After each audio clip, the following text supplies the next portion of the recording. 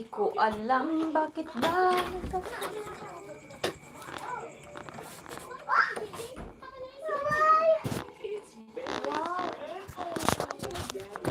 Wow!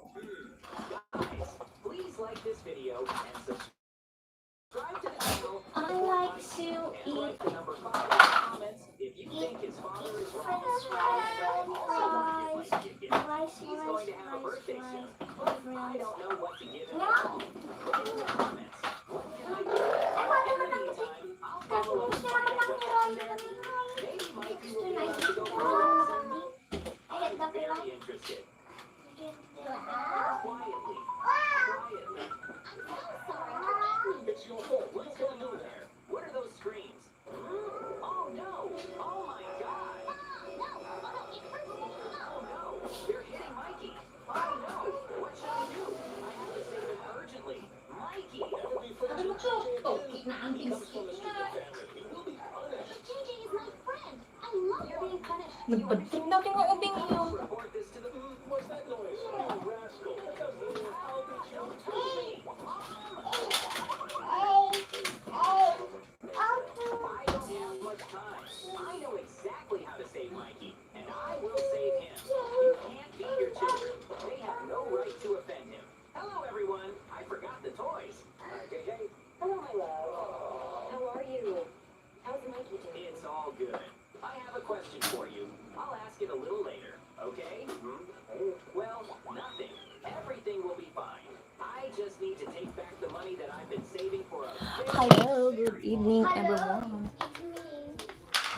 My name is Unica Joy nga tong. Unica Joy nga pangit.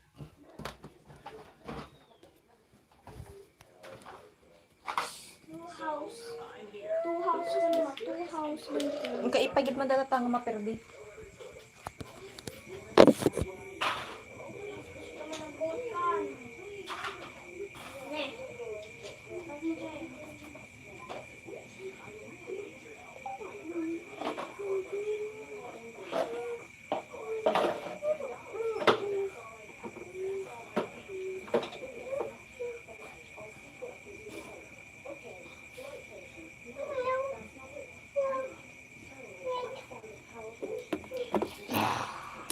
Ang mga kwento ng pag-ibig, kwento ng buhay, at kwento ng pag-asa dito sa Barangay Love Stories.